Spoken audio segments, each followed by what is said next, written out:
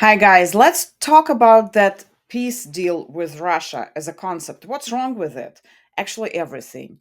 Donald Trump is now openly defending his special envoy, Steve Witkoff, after that leaked phone call where Witkoff seems to coach a top Putin aide on how to sell a Kremlin peace proposal to the US president. So the question is, how close is Witkoff really to Moscow? Witkoff isn't just another negotiator in a meeting room. He's built unusually warm personal ties with Putin and his circle.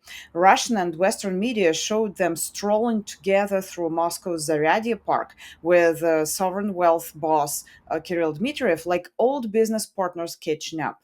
In that coverage, Witkoff is presented not just a messenger, but as a central figure in back-channel talk, sometimes even described as Trump's real unofficial Secretary of State. On the business side, Kirill Dmitriev is known as the Kremlin's key Gulf deal maker, the guy who moves politically connected money through big projects from Moscow to the Middle East.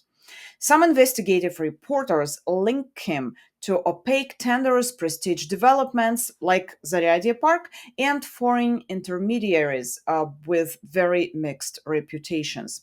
His job, put it simply, is to make elite Russian money look like clean international investment. Witkoff, for his part, has been active in the Gulf as an investor too. Even if the exact structures are hidden, their professional worlds clearly overlap.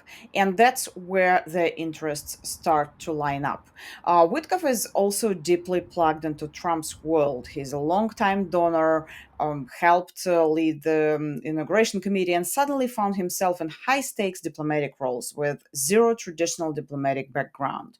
On top of that, his family is at the core of World Liberty Financial, the Trump branded crypto project, where Trump's inner circle and Witkoff's sons tend to gain enormously as wealthy as and foreign investors buy their tokens.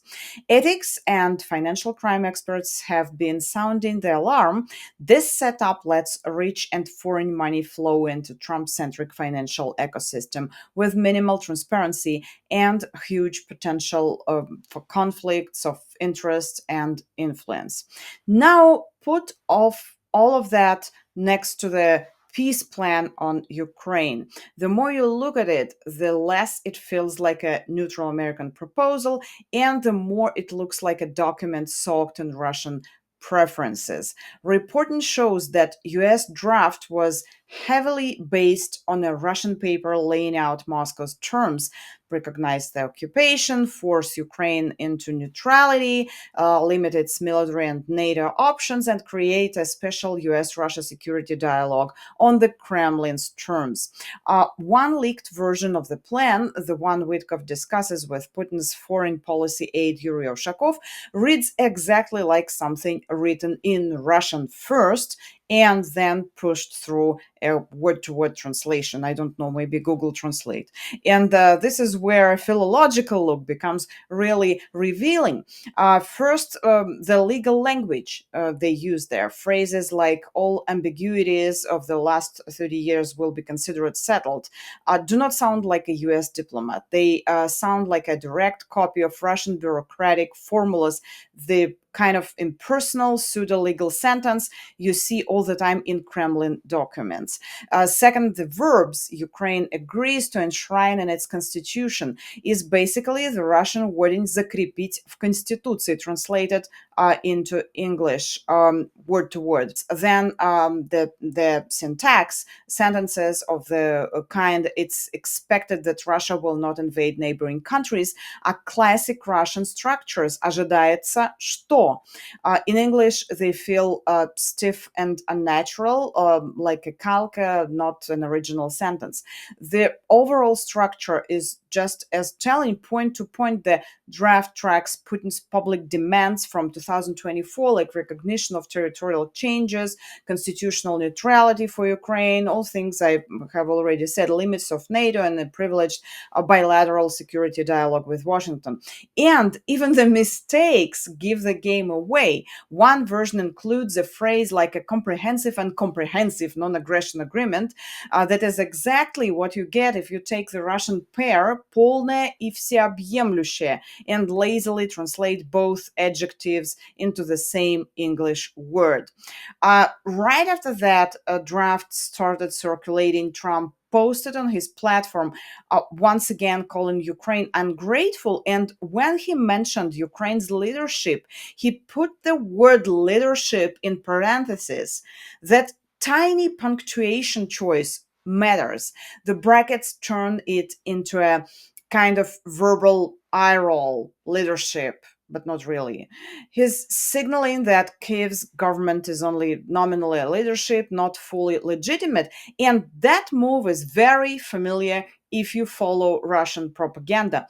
For years, Russian state media and pro Kremlin outlets, for years, like since the beginning of the war, have refused to use neutral terms like government of Ukraine or President Zelensky. Instead, they talk about the Kiev regime, Ukraine's so called authorities, the so called Ukrainian leadership.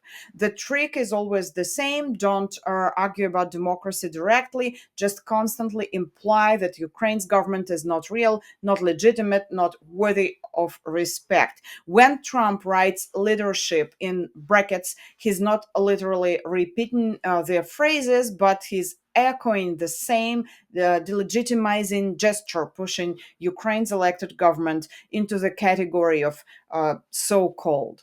So, when you put it all together, the personal warmth with Putin, the overlaps with Dmitriev's deal making world, the Trump centric crypto money channel, the Russian flavored language of the peace plan, and the little delegitimizing tricks in Trump's own rhetoric, you get a clear pattern. Officially, this is sold as a US plan for peace. This was sold, but the language, the syntax, the structure, and the money all tell a different story. A channel that leans heavily toward Moscow's interest, wrapped in American branding. What's actually striking and funny is that in reality, Putin has already brushed Trump's peace plan aside. He's signaling that he doesn't want to compromise with Ukraine, doesn't intend to sign anything serious with Zelensky, and is still aiming for outright victory, whatever he means by victory, not a negotiated peace. So, why did the Kremlin even use its asset Witkoff to float this plan in the media? Putin had a few goals here. First, to slow or soften new US sanctions and long range weapons for Ukraine. Second, to poison the relationship between Washington and Kiev with a proposal Ukraine could never accept without surrender. Third, to grab the remaining non occupied part of Donbass for free, if you will, by having the US push Ukraine to give it up as part of a deal. And finally, to split Ukrainian society and demoralize the Ukrainian army.